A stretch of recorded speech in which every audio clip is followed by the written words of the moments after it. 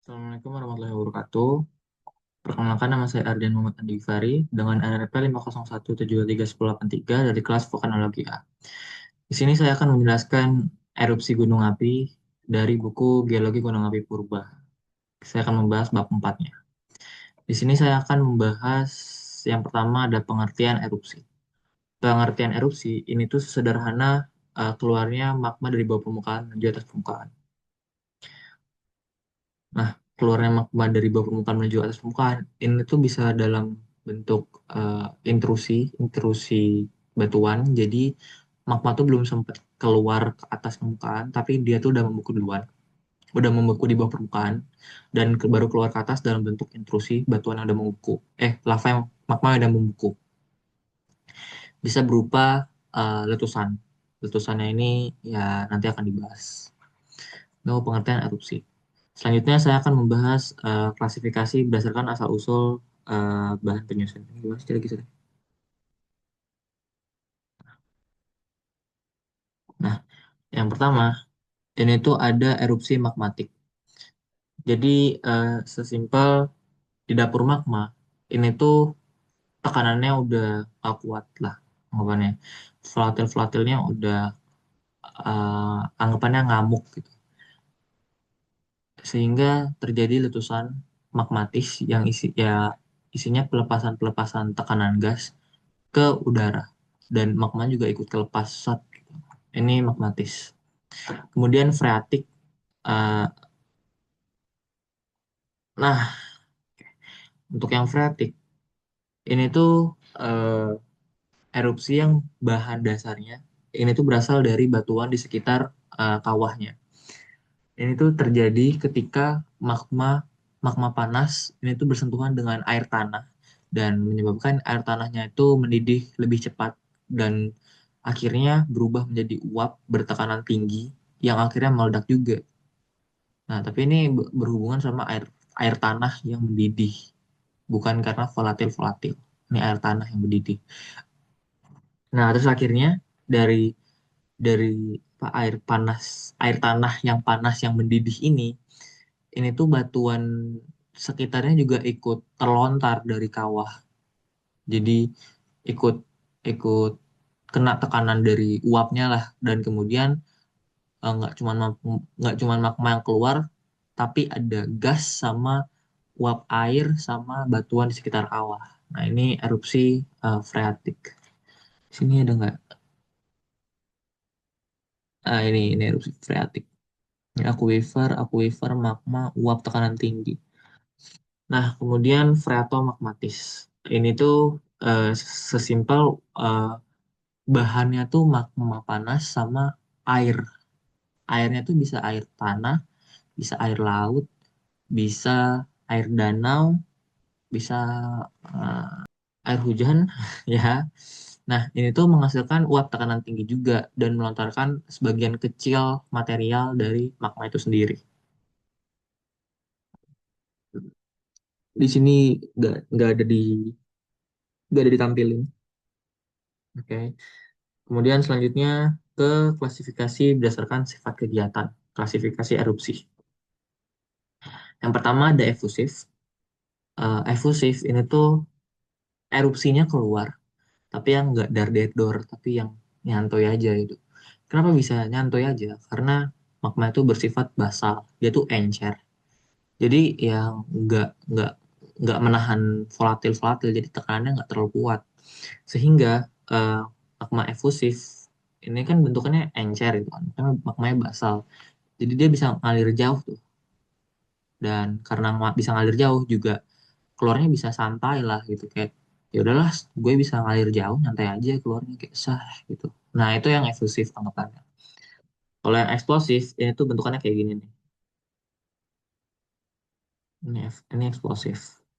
Nah, kalau yang eksplosif ini tuh magmanya bersifat intermediate sampai asam.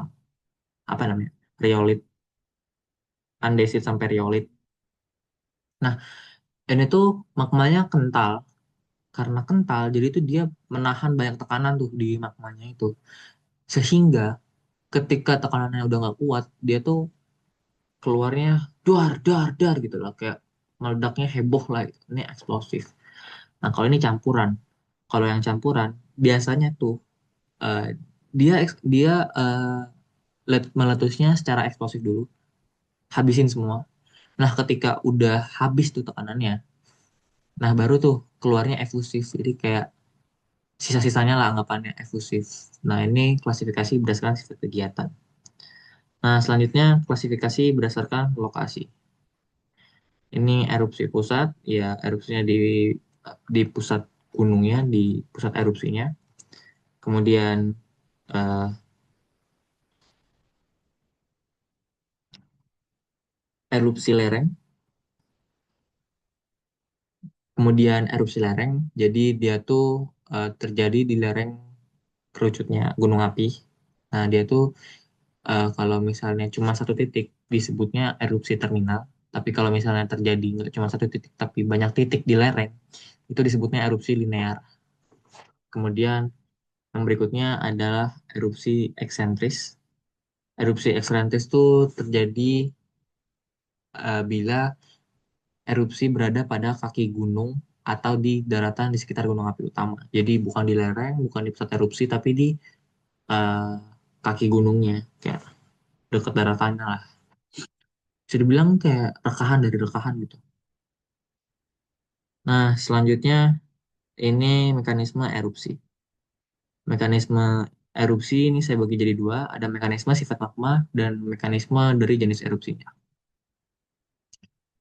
Mekanisme dari sifat magma ini tuh balik lagi ke yang tadi, magma basal sama magma menengah menuju asam.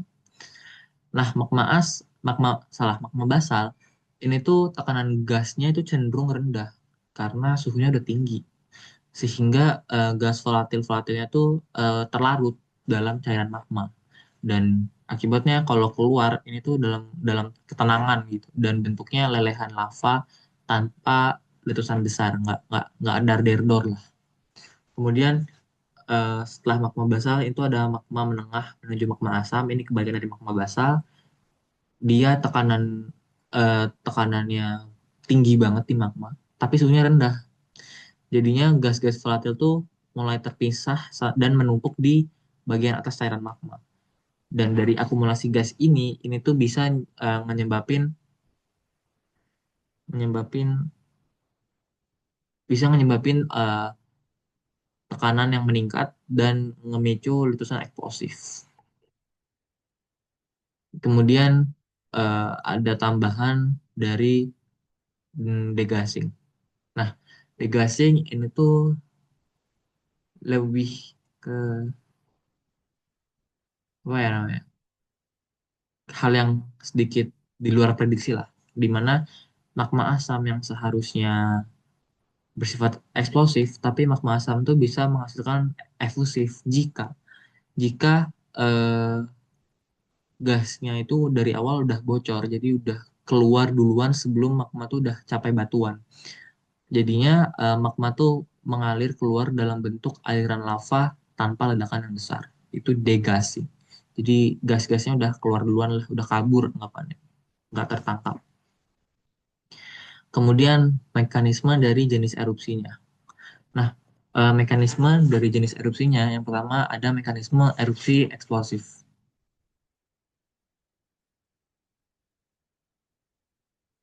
Mana nggak fotonya? Sebentar, saya tambahin fotonya. Sorry sorry. Mekanisme dan jenis mekanisme dari jenis erupsinya. Di erupsi letusan atau erupsi eksplosif di kedalaman 4 kilo, ini tuh ini tuh terjadi pemisahan gas sehingga magma-magma tuh terfragmentasi menjadi material piroklas, dan konduitnya tuh, nah ini konduitnya, dengan konduitnya tuh 50 meter. Nah, di sini tuh aliran magma keluar dengan sangat cepat, kayak fang gitu, dengan kecepatan 1 meter per detik. Ada nggak? Nah, ini 1 meter per detik. Jadi kayak tuff, gitu. Nah, terus yang berikutnya ini erupsi lelehan. Eh, di sini juga sama. gambarnya mirip. Di sini di erupsi efusif ini tuh pemisahan gas juga terjadi di 4 kilometer. Tapi di sini pipa konduitnya tuh lebih kecil, eh, cuman 10 meteran. Dan di sini karena basal dia tuh apa ya, nggak punya tekanan yang tinggi, jadinya ya nyantai aja 1 cm per detik keluarnya mengalirnya, saat saat saat saat gitu. Nah, habis mekanisme sifat magma, kemudian selanjutnya ke tipe tipe erupsi. Nah, tipe erupsi ini tuh ada banyak tipenya. Ada yang pertama, ini tuh ada tipe Hawaii. Ini tuh terjadi dari, ini tuh mirip-mirip yang Gunung Perisai bab 3 kemarin, di mana magma tuh bersifat basal jadinya encer, dan karena encer kandungan gasnya rendah dan erupsinya tuh dimulai dari rekahan dan lava mancur keluar saat gitu, keluar karena cair, dan kemudian menjadi aliran lava yang mengalir perlahan di permukaan dan bisa membentuk gunung api perisai. Itu yang tipe Hawaii. Kemudian tipe Stromboli. Tipe erupsi yang kedua tipe Stromboli. Ini tuh mengambil dari gunung di Italia, Gunung Stromboli. Ini tuh ditandai ditandai dari letusan yang periodik. Jadi kayak terpisah antara beberapa detik hingga beberapa jam, dan letusannya itu melemparkan bom vulkanik, api li, sama abu vulkanik. Nah, di Stromboli itu erupsinya tuh kayak punya energi yang besar banget gitu. Dan gitu loh. Dan kolom erupsinya tuh tinggi. Juga bahan bahan yang dilontarkannya tuh dari pusat erupsi itu tersebar lebih luas. Nah, Stromboli itu tuh nggak cuma terjadi di Italia doang, tapi ada di Gunung Anak Krakatau sama di Gunung Etna. Ini tuh di Sisilia. Kemudian tipe erupsi berikutnya, ini tuh ada tipe erupsi vulcano. Ini tuh tipe yang menengah, eh, VEI-nya yang menengah lah. Indeks indeks letusannya menengah, terus warnanya gelap, dan tingginya tuh tinggi tinggi kolom abu vulkanika itu 3 sampai 15 km doang. Terus letusannya bersifat eksplosif dalam periode yang pendek. Dan di gunung tipe vulcano ini, tipe letusan vulcano ini tuh biasanya melibatkan erupsi erupsi freatik. Mana ya freatik? Ah, ini freatik nih. Erupsi freatik. Kemudian yang berikutnya ini tipe Plini. Plini, Pilini, Plini. Nah, di tipe Plini, ini tuh erupsinya tuh bener-bener kuat banget, energinya tinggi banget, dan kaya banget akan tekanan gas. Dan periodenya ini tuh berjam-jam hingga berhari-hari periode letusannya. Volume materialnya ini tuh bisa mencapai 1.000 sampai 3.000 kilometer persegi. Kemudian disertai dengan pembentukan kaldera yang diameternya hingga 20 kilometer. Nah, selanjutnya tipe Freato-Plinian, kalau nggak salah. Ya, tipe Freato-Plinian. Ini tuh terjadi akibat magma yang menyentuh dengan volume air dalam jumlah yang sangat besar. Nah, ini tuh masuknya ke bahan bahan letusan freatomagmatis, tipe Freato-Plini. Aduh, ya, itu tipe Freato-Plini. Ini tuh versi ekstrimnya dari Plini, tipe Plini. Kemudian selanjutnya ada tipe Merapi. Ini tuh diawali dengan pembentukan kubah lava di puncaknya. Jadi kayak kubah lava tuh mana tadi ya? Ada nggak di sini?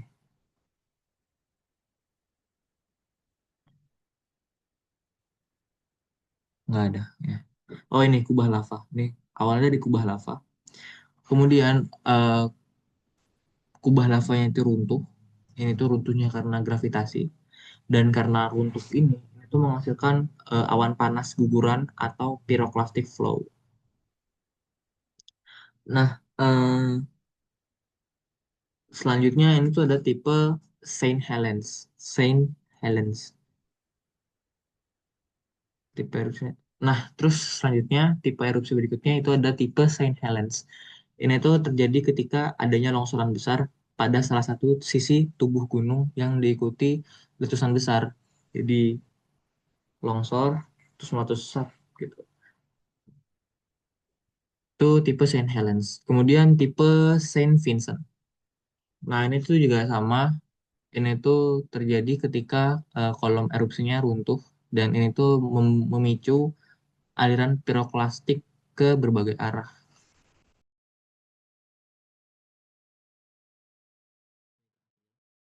Kemudian kemudian indeks letusan gunung berapi. Di sini ada indeks letusannya sama ada umurnya. Ini indeksnya 1 sampai 8, 0 sampai 8, di mana di 0 sampai 1 anggapan yang kecil ini tuh punya volume tepra 10 pangkat 4 meter persegi.